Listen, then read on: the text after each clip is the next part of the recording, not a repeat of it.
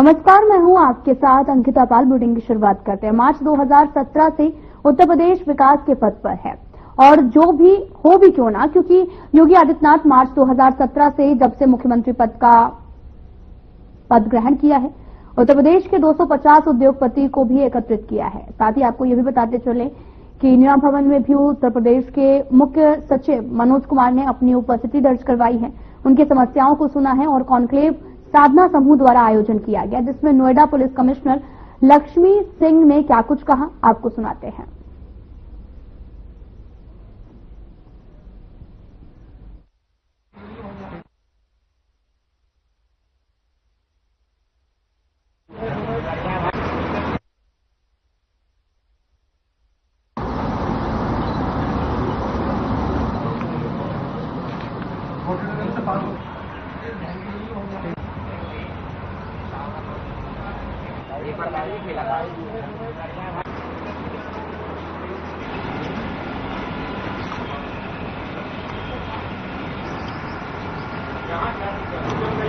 सचिव मनोज कुमार यहां पर उपस्थित रहे हैं और यहां पर आपको यह भी बताते चले कि एक कॉन्क्लेव का आयोजन किया गया था साधना ग्रुप की तरफ से और इस कार्यक्रम में कई लोग भी पहुंचे हुए थे। तस्वीरें भी आपको दिखा रहे हैं जहां पर साधना ग्रुप कॉन्क्लेव की तस्वीरें हैं, जहां पर कार्यक्रम का आयोजन किया गया और बड़ी संख्या में लोग भी यहां पर पहुंचे, जानी मानी हस्तियां भी पहुंची और तस्वीरें भी लगातार आपको नोएडा से दिखा रहे हैं, जहां पर राज्य मुख्य सचिव मनोज कुमार भी उपस्थित रहे हैं। साथ ही चाहता हूं कृपया एक बार उत्तर प्रदेश के मुख्य सचिव और हमारे नोएडा के सपने को साकार करने वाले श्री मनोज सिंह जी का खड़े करके एक बार अभिवादन करते हैं। का बहुत बहुत धन्यवाद अर्पित करें, क्योंकि अपने सबसे अति व्यस्त कार्यक्रम में इन्होंने आज हमें समय दिया है। एनडीए के प्रेसिडेंट हैं और मैं चाहता हूं कि खासतौर से ये एक और शॉल देकर के अभिवादन कृपया तालियों से एक बार आप पुनः इनका आप अभिवादन करें, क्योंकि उत्तर प्रदेश में चीफ सेक्रेटरी तो पहले भी बहुत रहे हैं, लेकिन एक ऐसा चीफ सेक्रेटरी हमें मिला है जो काम पर ज्यादा ध्यान केंद्रित करता है। शायद इसलिए आप लोगों की मुलाकात इनसे कम हो पाई होगी। इससे पहले नोएडा के जितने भी दो लोग आते थे वो हम लोगों से जरूर मिलते थे, आप भी मिलते हैं, लेकिन अब इनका ध्यान केंद्रित इसलिए है कि आदरणीय मुख्यमंत्री योगी आदित्यनाथ जी के जो नवरत्न है उसमें ये प्रमुख रत्न है। इसलिए समय काम पर ज्यादा व्यतीत करते हैं, मिलने को काम करते हैं।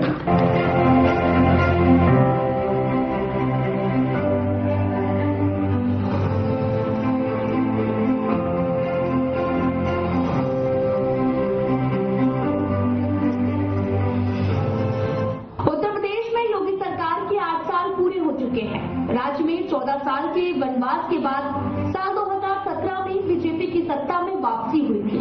राज्य के मुख्यमंत्री बनते ही योगी ने कई बड़े एक्शन भी लिए हैं, जिनके चलते उनकी काफी तारीफ हुई है और साल 2022 के यूपी चुनाव में जनता ने फिर योगी का साथ दिया था। मैं नोएडा के सभी उद्योगपतियों की तरफ से आपका बहुत बहुत अभिनंदन करता हूँ। बहुत बहुत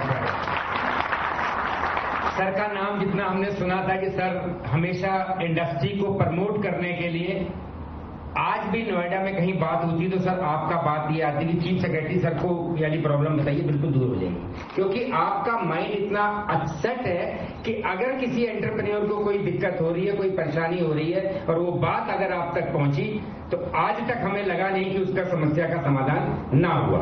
सर मैं थोड़ा सा एनईए के बारे में बताऊं। 1976 में नोएडा बना था और 1978 में ये एनईए बन गई थी।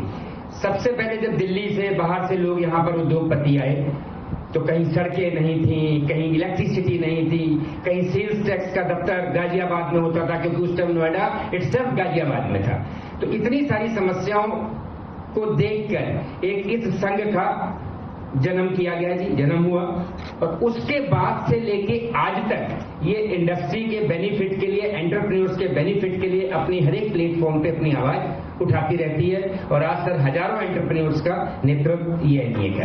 तो मेरा आपसे निवेदन है कि सर जो 5 साल तक आप लोगों ने कार्य किया है इसको कम से कम 7 तो करने का 11 ना करें, कुछ तो सर हमें वक्त मिल जाए इस हालातों को देखते हुए सर।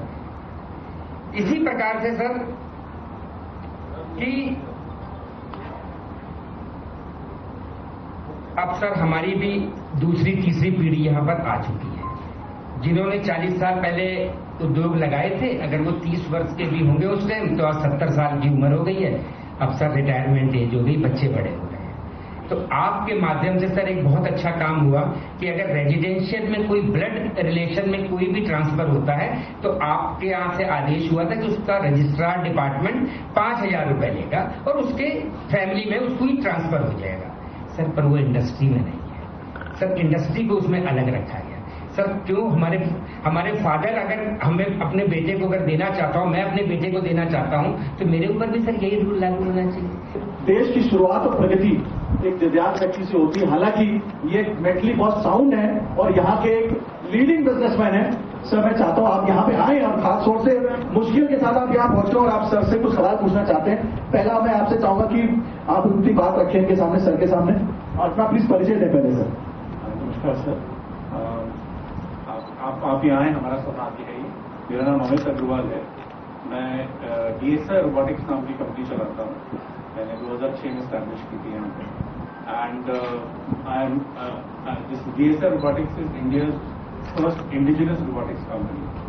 और हम लोग मेजर काम कर रहे हैं लोगों की जान बचाने में, बिकॉज हम लोग सीवर, वाटर, वेस्ट वाटर और ओशनिक जो ऑनशोर पाइपलाइनिंग है उसमें काम करने के लिए, उसकी सफाई और इंस्पेक्शन के कामों के लिए रोबोट्स बनाते हैं। हमने इंडिया का पहला रोबोट बनाया था सर्वे का, हमने इंडिया का पहला डिस्ट्रिक्टिंग रोबोट बनाया था, हमने वर्ल्ड का पहला ऑनशोर रोबोट बनाया था। एंड मेरा डीप टेक कंपनी स्टैब्लिश्ड होकर है फुल्ली बूटस्ट्रैप। सर मैं अपनी बात रखना चाहूंगा आपके ज्यादा समय लेते हुए। सर एक निवेदन ये था कि जैसे हम लोग पिछले साल से यहाँ पर हैं, हम लोग चूंकि डीप टेक में इन्वेस्टमेंट भी आसान नहीं होता है, तो मेरी फैमिली ने we have invested everything into it, right. So अभी ऐसा है कि we wanted to take up some land, because एक बहुत लंबे समय के बाद इन चीजों में गति आई है। तो अब बस प्रॉब्लम ये है सर कि इसके अंदर आपकी जो पॉलिसी है उसमें एक तो जो इंटरव्यू पॉलिसी है उसके अंदर हमें जो पैसा होता है वो इकट्ठा देना होता है। तो उसमें आपसे निवेदन था कि since we are deep tech, हमारे इन्वेस्टमेंट बहुत हाई होते हैं रोबोट्स वगैरह में, तो काइंडली उसके अंदर एक लॉन्ग टर्म पेमेंट प्लान हो, तो हमें वो इंटरव्यू के बाद वो प्लॉट देना आसान होगा। और दूसरा ये कि सर इसके अंदर जो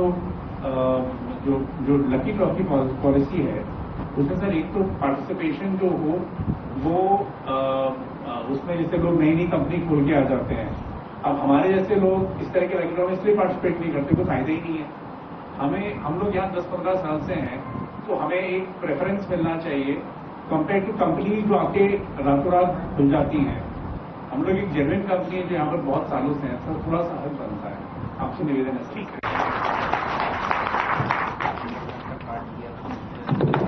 एक और श्रीनगर जिसको हम लोगों ने जीत लिया है हमारे प्रधानमंत्री जी के माध्यम से, वहां से होके आई है, इनकी भी स्ट्रैटेजी लगातार मौजूद थी। रश्मि सिंह जी को मैं चाहूंगा मैम कृपया प्लीज एक बुके से आपका स्वागत हो जाए। प्लीज मैम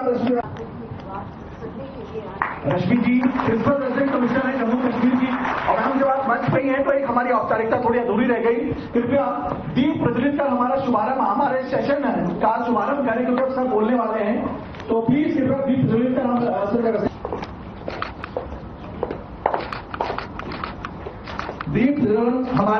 हमारे किसी भी कार्यक्रम की सबसे बड़ी सभ्यता है, और आज उस सभ्यता को हमारे विशिष्ट लोग मौजूद होकर के उस सभ्यता को पालन कर रहे हैं। सर मैम आप लोगों का बहुत बहुत धन्यवाद। आप आज कार्यक्रम में हमारी शुरुआत हो रही है। सपना आप प्लीज, साधना की हमारी ब्यूरो है, कृपया आप भी, और एसयू साहब बस आप मैं सीधे जाऊंगा कि सीधे हमारे मुख्य सचिव साहब और मैम, अब मैम प्लीज आप सीट ग्रहण करें और सर अब अपनी बात में रखें और हमारे साथ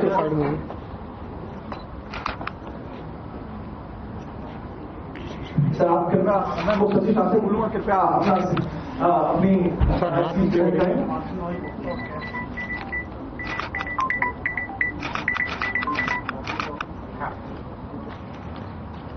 साधना टीवी के ब्रजमोहन जी, कमिश्नर पुलिस नोएडा लक्ष्मी जी, अध्यक्ष नोएडा एंटरप्रेन्योर एसोसिएशन, ट्रेजरर और बाकी ऑफिस बेयरर्स, नोएडा में काम कर रहे उद्योगपति साथियों, नोएडा प्राधिकरण के अधिकारी साथियों, मैं सबसे पहले धन्यवाद देना चाहूंगा और आभार व्यक्त करना चाहूंगा ब्रजमोहन जी का कि उन्होंने एक मौका दिया आप लोगों के बीच आने का। नोएडा 1976 में स्थापित किया गया। देश में बहुत कम उदाहरण है, बहुत कम राज्यों के पास ऐसे उदाहरण हैं कि उन्होंने एक नया शहर बसाया हो, नया शहर बनाया हो। और यूपी को ये सौभाग्य मिला है कि नोएडा, ग्रेटर नोएडा जैसे नए शहर को उन्होंने स्थापित किया। आप सबके जहन में नए शहर बनाने में एक चंडीगढ़ का नाम आता होगा, लेकिन वो इस तरह का इंडस्ट्रियल टाउनशिप, इंस्टीट्यूशनल टाउनशिप और इतने बड़े तादाद में और देश के और विदेश के हर कोने से आकर रहने वाले कॉस्मोपॉलिटन सिटी की तरह वो नहीं है। आप सबकी मेहनत और जो भी आपने यहाँ पर अपने आप को, अपने टाइम को, अपने रिसोर्सेज को इन्वेस्ट किया है, उसका नतीजा है कि नोएडा ग्रेटर नोएडा आज की तारीख में इस मुकाम तक पहुंच पाया है। इसके लिए मैं सरकार की तरफ से आप सबका धन्यवाद देना चाहूंगा। एक चीज मैं और आपको बताना चाहूंगा कि उत्तर प्रदेश में जो पर कैपिटा इनकम है वो एक तरफ ऐसे जिले भी हैं जहां लगभग ये 40,000 50,000 रुपए प्रति व्यक्ति है, प्रति वर्ष किया है, जिसको हम पर कैपिटा इनकम कहते हैं। नोएडा की ये 6 लाख रुपए है, तो ये देश में सबसे ज्यादा पर कैपिटा इनकम के लिए भी नोएडा जाना जाता है। साथियों, बहुत देर से आपने सुना पिछले 2017 से क्या हुआ है और इस तरह के परिवर्तन और इस तरह के ट्रांसफॉर्मेटिव चेंजेस दुनिया में और हिस्ट्री में बहुत कम देखने को मिलते हैं। मैं आपको 1-2 आंकड़े बताऊंगा, आप खुद इसको जज करेंगे। उत्तर प्रदेश एकमात्र ऐसा राज्य है देश में जो पिछले 7 सालों में अपनी जीडीपी को 2 गुना से अधिक बढ़ाया है। 2017 में स्टेट की जो जीडीपी थी वो 12.5 लाख करोड़ की थी, आज ये लगभग 27.5 लाख करोड़ की है। ये कोई और स्टेट नहीं कर पाया। इस दौरान लगभग 4 करोड़ की आबादी बढ़ी है, हम 20 करोड़ से 25 करोड़ हुए हैं। इसके बावजूद उत्तर प्रदेश एकमात्र ऐसा प्रदेश है पूरे देश में जिसने अपने पर कैपिटा इनकम को भी 2 गुना से ज्यादा बढ़ाया है। 2017 में यहाँ की पर कैपिटा इनकम $600 हुआ करती थी, जो लगभग 40,000 50,000 रुपए के आसपास है, और आज की तारीख में ये $1,300 है, जो कि लगभग 1.25 लाख रुपए के आसपास है। तो इस तरह के जो अचीवमेंट्स हुए हैं ये सब आप सबकी, किसानों की और बाकी जो हमारे मजदूर साथी हैं उनकी मेहनत का परिणाम है। माननीय मुख्यमंत्री जी का सतत इस बात पर फोकस रहता है कि जो भी व्यवसाय है, जो भी इंडस्ट्री है, उनको कोई दिक्कत नहीं होनी चाहिए और उनको कोई परेशानी नहीं होनी चाहिए, चाहे वो क्लियरेंसेज हो या और भी कोई चीज को लेकर समस्या हो। इसीलिए हर स्तर पर एक मैकेनिज्म है जिसमें जो आपने ग्रीवांसेस बताए उनको रिड्रेस करने के लिए विभागवार और डिस्ट्रिक्ट लेवल पे district industries committee, divisional level पे, फिर स्टेट लेवल पे ये बनी हुई है।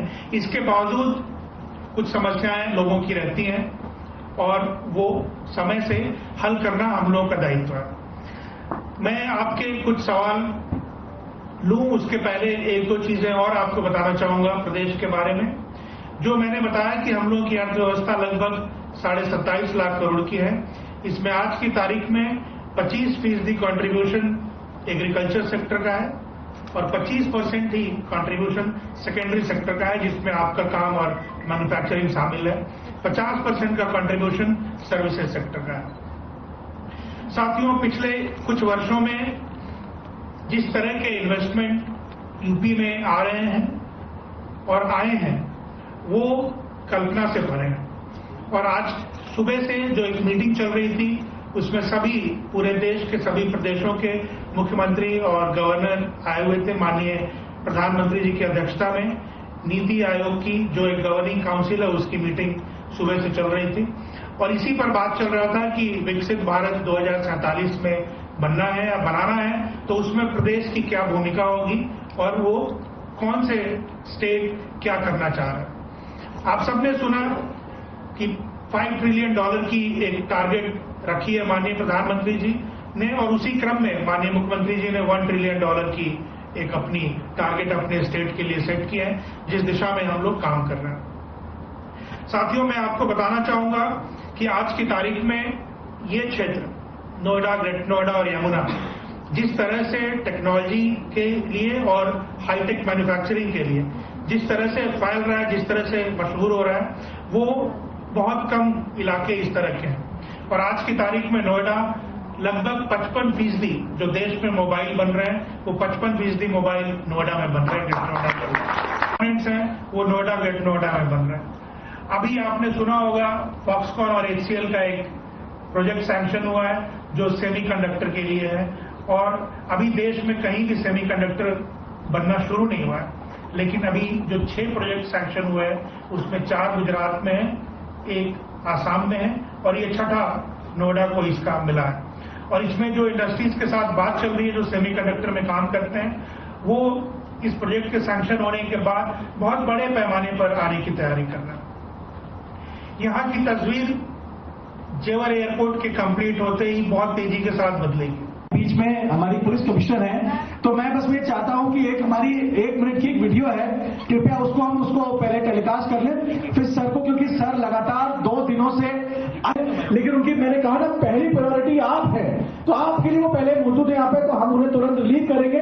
फिर मैम के साथ एक सेशन जरूर रखेंगे और मैम अपनी बात को भी रखेंगी। तो कृपया पहले मैं अपनी चाहता हूँ टेक्निकल टीम से कि 1 मिनट का वीडियो है वो शुरू कर दें। अपनी सेवाएं दे रही हैं। लक्ष्मी सिंह यूपी के बीजेपी विधायक राजेश्वर सिंह की पत्नी, जो पहले प्रवर्तन निदेशालय में ज्वाइंट डायरेक्टर के पद पर तैनात थे। लक्ष्मी सिंह को सरदार वल्लभ भाई पटेल राष्ट्रीय पुलिस अकादमी हैदराबाद में उनके प्रशिक्षण के दौरान सर्वश्रेष्ठ प्रोफेशनल घोषित किया गया था। साल 2000 में उन्होंने टॉपर स्थान हासिल कर IPS चुना।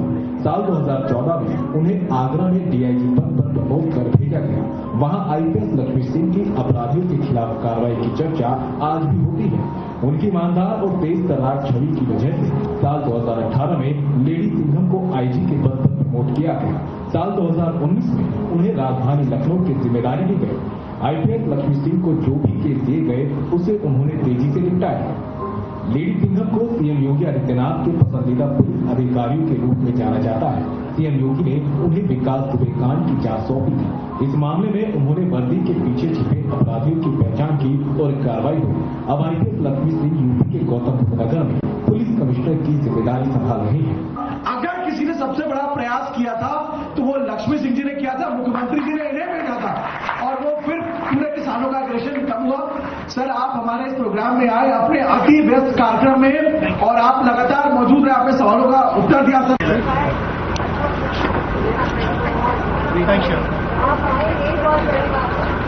Thank you very much sir, आपने इतना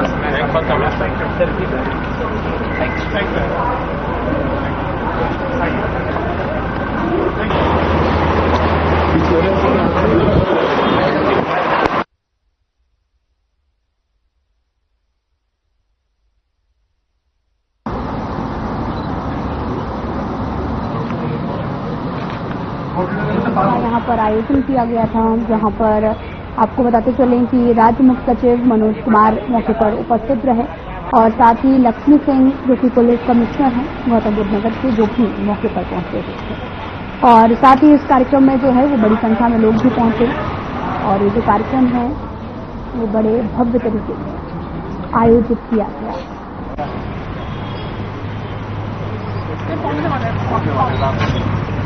साधना ग्रुप कॉन्क्लेव कार्यक्रम का आयोजन हुआ। राज्य मुख्य सचिव मनोज कुमार मौके पर उपस्थित रहे। हैदराबाद चली गई, वापस ये भी वापस नोएडा में आती है। रुचि से मेरा ये था, मैं जानना चाहूंगा रुचि की, जब आप गई थी तब यहाँ के जो SSP मुझे थे, मुझे लगता है प्रवीण कुमार थे, और आप यहाँ पे कमिश्नर आ चुकी हैं लक्ष्मी सिंह जी। हैदराबाद में आप रही हैं, अब आप नोएडा पिछले 2-3 महीनों से रह रही हैं, क्या डिफरेंस देखती हैं आप? डेफिनेटली ये बहुत बदला हुआ नोएडा है। डेफिनेटली वैसा नहीं है जैसा मैं छोड़कर गई थी, एंड मुझे बहुत अच्छा लग रहा है एंड आई होप टू आपसे मिलकर आपको अपना कमिश्नर एज अ कमिश्नर देखकर बहुत अच्छा लगा। Thank you ma'am. अब मैम चाहेंगे हम तो प्लीज कृपया आप मैम पोडियम पे पहुंचे। मुझे मालूम है आप काफी देर से इस कॉन्क्लेव में बैठे हैं और आपने काफी विचारों का आदान प्रदान किया भी होगा और सुना भी होगा। तो I will be very short and crisp. और मुझे लगता है कि यूपी के बारे में और नोएडा के बारे में जैसी छवि में परिवर्तन आम आदमी से लेके इंडस्ट्रियलिस्ट सेक्टर्स ने महसूस किया है, उसकी जर्नी के पीछे की क्या बातें हैं वो जरूर आप तक पहुंचे और आपके माध्यम से हमारे अन्य सिटीजन्स तक पहुंचे। आज के इस कॉन्क्लेव का आयोजन करता साधना चैनल के हेड ब्रिजमोहन भाई साहब, पंचासीन यूपी एंटरप्रेन्योर्स एसोसिएशन के अध्यक्ष जी, उनके सारी कोर कमेटी के मेंबर्स, पुलिस विभाग के मेरे साथी, अन्य जो विभागीय अधिकारीगण यहाँ उपस्थित हैं तथा इस चलते फिरते अच्छे शहर के सभी जो बाशिंदे हैं, नागरिक हैं, मैं उनका यहाँ पर स्वागत करती हूँ। जो पिछले 7 सालों में 2017 के बाद से और 8 सालों में आपको यूपी की पुलिसिंग के बारे में, लॉ एंड ऑर्डर के बारे में आमूलचूल परिवर्तन होते दिखा है, उसके पीछे बहुत ज्यादा स्ट्रेटेजिकली प्लेस्ड छोटे छोटे कदम हैं जिसकी वजह से ये बदलाव आपको दिखे हैं। ये वही पुलिस है, वही अधिकारी हैं, उनका वही प्रोफेशनल कमिटमेंट रहा है। फर्क सिर्फ इतना आया है कि पहले ये अधिकारी अपने एम्बियंस में, अपने वर्किंग एनवायरनमेंट में, वर्किंग कंडीशंस में जूझते ज्यादा थे। अब उनको काम करने की फ्रीडम मिल गई है। जब काम करने की फ्रीडम मिलती है तो बट नेचुरल है कि सड़क पर खड़ा हुआ हमारे विभाग का एक जवान से लेके और शीर्षस्थ बैठे इस तरह के अधिकारी तक सभी के अपने अपने प्रोफेशनल कमिटमेंट्स पूरे होते नजर आ रहे हैं। जब ये फोर्स काम मिलके साथ करके एक जैसे लक्ष्य के संग आगे बढ़ता है तो उसके रिजल्ट्स भी बड़े दूर तक जाने वाले, शाश्वत रहने वाले, परमानेंट होने वाले चेंजेस होते हैं। आज की तारीख में एशिया का सबसे बड़ा पुलिस फोर्स बनकर उत्तर प्रदेश पुलिस उभरी है। 25 करोड़ जनता की 24 घंटे की 7 दिन 365 दिन की डिमांड्स को पूरा करने वाले, उनको मीट आउट करने वाले, उनके एक्सपेक्टेशंस पर, उनकी आकांक्षाओं पर खड़ा उतरने वाले ये जो पुलिस फोर्स है। आपने ये पाया होगा, ये तो हम लोग इस विभाग में काम किए हैं तो हम लोग विभाग में होने वाले परिवर्तनों के साक्षी रहे हैं। This has been the most, I will say, crucial formative years for Uttar Pradesh police. ऐसा नहीं है कि हम पहले भी अच्छा काम नहीं करते थे, वो काम का रिजल्ट इतना अच्छा आता नहीं था क्योंकि हमारे आर्ट्स की समस्याएं होती थी। पिछले 8 वर्षों में लगातार रिक्रूटमेंट की पॉलिसी और बिल्कुल पारदर्शी तरीके से ऑन मेरिट रिक्रूटमेंट ने। फिलहाल में इतना ही। नमस्कार।